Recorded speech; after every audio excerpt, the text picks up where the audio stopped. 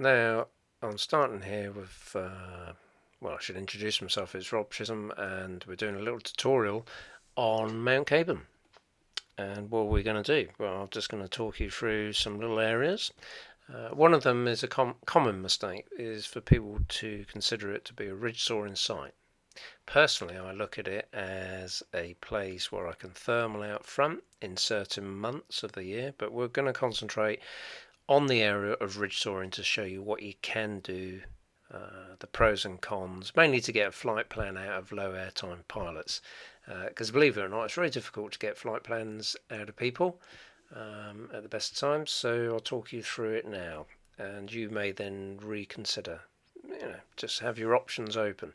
So what I'll do is I'll draw on top of this here. This is student Nick flying at Caburn. There's nobody here on this day, it seems. Whereas in fact there is one pilot. The pilot's there, so it gives you their line down, I guess. But it is quite a lot of room. But you do need to take on board certain factors. So I'm going to start with the simple area of the wind. The wind comes along and then is elevated up there. Now that airflow in a southwest will work okay. The ridge lift is just basically that area. So there's not a lot of ridge lift. The ridge here, southwest, not really working. This faces west.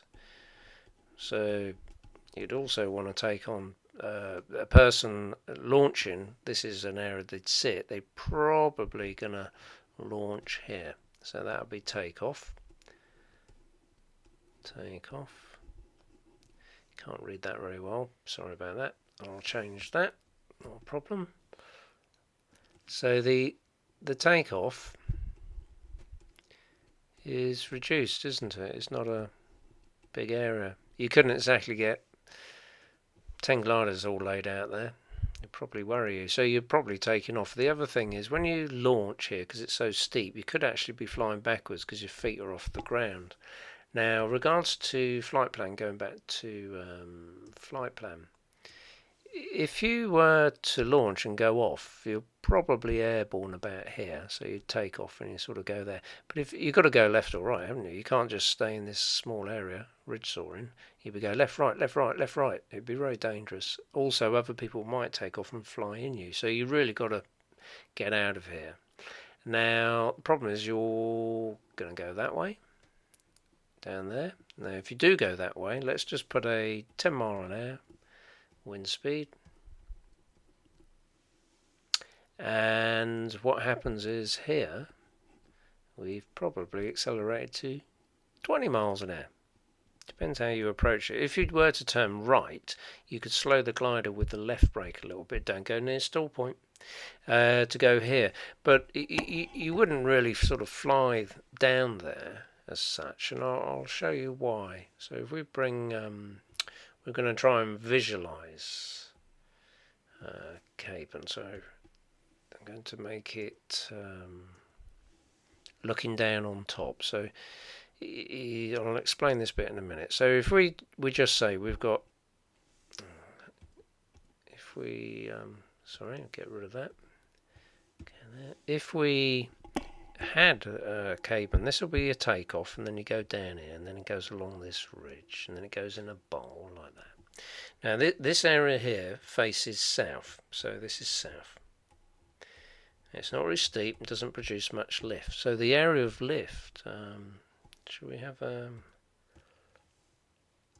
for a different colour, eh? If we go for lift and just say that's your lift, and then if you were to take off here and go off down there, you'd be accelerating really quick. You'd have to turn again, wouldn't you?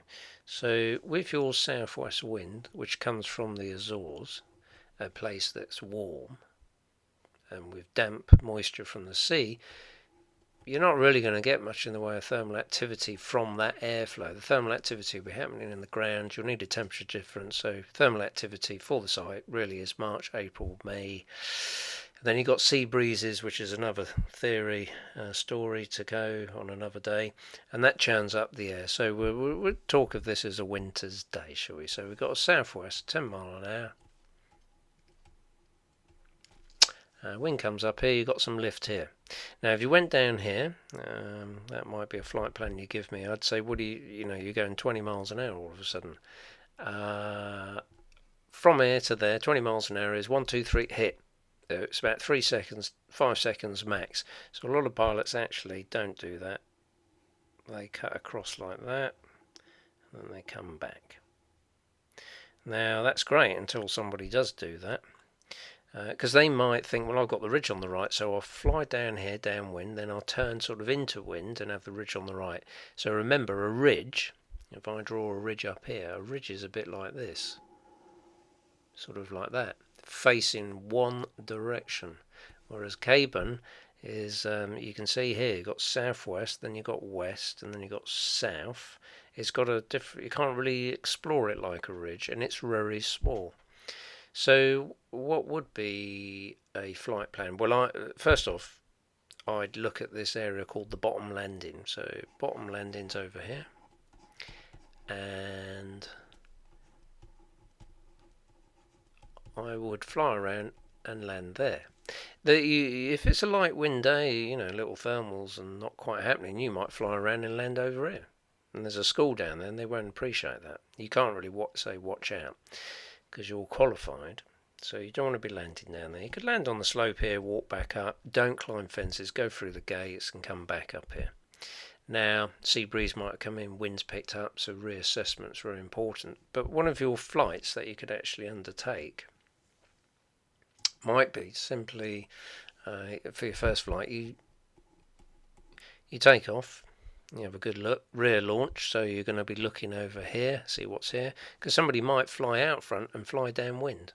You might not see them, so you do need to look.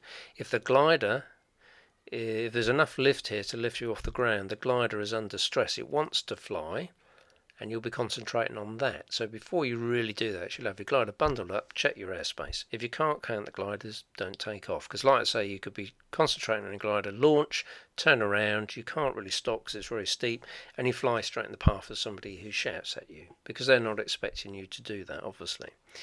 But that's why we have red streamers, don't we? And we wear them on the wing so people can see.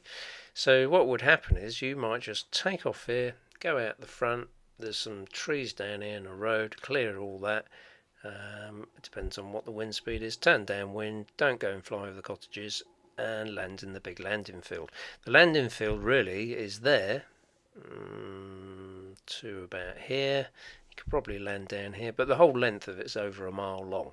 So there's no excuse. There's no sort of land on the A27 or something. So what would you do if you wanted to do some soaring beats? Well, we'll just get rid of that quickly. So you've got a bit more advanced now and you want to give Rob a flight plan. So you can do this on an RTV channel. You can do it on the day. If you do it on the day though, I'm not going to be in a rush. I'll go very slowly and you will eat into your flying time. So I do like people to actually go through this on a private channel called RTV, draw pictures, explain where and what for, just for me to simply guide you on the radio like a radio controlled model aeroplane. No disrespect to them, but you've got to be flying because you're looking to get qualified. If you're not already qualified, you may come to me for that. And people that are qualified, again, it doesn't really mean much because they come to a new site, they wouldn't know what to do, but they are the pilot in charge, the pilot in command. They crash their legs, not mine, really my fault. So at the end of the day, having a flight plan and explaining it to me in advance is better than rushed out on the day. So we'll say we've got southwest. Call it 12 miles an hour, and we'll start at 9 a.m. So we're in the car park, walk to the top, site assessment at 9 a.m. Now the reason we start at 9 a.m. is because it's the month of June. Sea temperatures are different, land mass is heating up, sea breeze is going to be in here by 11:36 a.m. at 22 miles per hour, and it'll be gusting to 30 miles per hour. And that's in the landing zone, So 9 a.m. flight plan. This is, I'll talk you through this, make it nice and easy for you. Your flight plan, you draw on a bit of paper. There's no point in pointing and saying I'll go over there, because I'll go, well, where's there? What is it? Is it here or over here? I don't know. So your flight plan, change that colour. It would be something simple like this. You could take off. You could go over here, fly back, across the front, be careful no one's taking off, and keep maintaining that. See these nice little sort of bow tie effect? And you just keep doing that. Obviously you may have to alter. If someone takes off, you'll have to turn right a bit earlier, so your flight might sort of do that. Then you come back, and that's your area of lift. Now you could fly around there. To land on top is tricky. You've got to be fairly confident, because in this area, if you were going there, shall we say, what should we do? Say grey colour. If you were in this area here, that's the place if the wind picks up, you'll get blown backwards into rotor, because at the back here it falls off quite sharply. All the way around here basically, in a certain area it falls off quite sharply. There's a bowl here, so the air could get compressed in there. If it stays southwest, it's going to get very windy on here, so I'm just going to change the colour. That'll do. It's going to become very windy here. It's going to be a no-go. You launch here, and a thermal with a southwest at say sea breeze comes in doing 30, it's probably coming through at 35. I expect you probably will go to A&E quite sharply afterwards. You'd be foolish. You'd walk down. You know, you go, well, I can see the sea breeze. I can see things changing. How can you see that? Well, there's a river that's down here, so I'll just put a quick river in, sort of like this. It's tidal, by the way, it goes out to sea. Now you'll see ripples on it. That might be the sea breeze blowing through, or you might see corn or dust blowing around, things happening out front. Now if you're out front, and above all this, you could catch sea breeze front to air masses converging together and go cross country, but you wouldn't want to go to land at the bottom in that, because you would be landing in a 30-mile-an-hour wind or potential. So you would have made preparations to have landed well before then. So either way, there's your soaring task. We're going backwards and forwards, and then we land at the bottom into wind. But do take on board, many people do take a chance and say, well, I'll fly for another 10 minutes, because 10 minutes more in my book looks good. And from here to there, they could spend an hour just trying to get down. They literally, the whole of this air mass here comes through, so a sea breeze like this in a way. Imagine sort of that shape. Imagine a car or something pushing along. Anything that hits that, bang, it just goes straight up there. So a sea breeze comes through like a wedge on wheels. It just drives through like a maniac. All the hot air in the ground is just churned up. So basically, as you come into land, all that hot air has been thrown up at you, and it's mixed and it's ropey and it's horrible. Your glider airspeed's increasing, decreasing too. It's a bit like driving a high-powered Formula 1 racing car on a greasy surface. It slips and slides all over the place. So why would you want to fly in that air when you can walk down? I don't know. And plus, when you land, you may have a 30-mile-an-hour wind that will then drag you backwards. In doing so, obviously, you look a bit silly as you're covered in probably animal feces and such like. There's not much to hit besides a cow, but you don't wish to, to be doing those sort of things. So it's far better to know when a sea breeze is coming in, walk down, and then fly later in the day. It might be 5, 6 o'clock, it all calms down. Or just do what I do. I normally get on the site at 9 o'clock and take off. You may have to wait for a bit for a few thermals or whatever, but it's important, obviously, to also just point this out, and then we'll be wrapping this up. There's this thing. It's quite nice. Don't see it all the time. It's called the sun. And the sun, basically,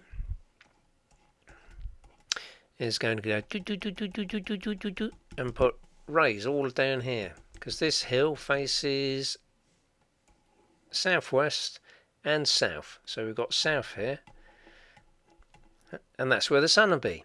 So you can imagine in the month of March and April, the sun's sort of come around here about midday actually. It heats it all up, might be in a frost, thermal activity takes place, but in June, you're still going to get those cornfields heating up, and it's going to heat up nicely. The hill faces in the sun in the morning, and that's where you get your convection. So I'll wrap it up there. You probably want to ask questions. I have no idea how long this is, but I'm just skirting across some of the flight plans, some of the information about cabin. I could go on for hours explaining. So there's still a lot more to learn. If you want to know more, do ask questions, please. Thank you.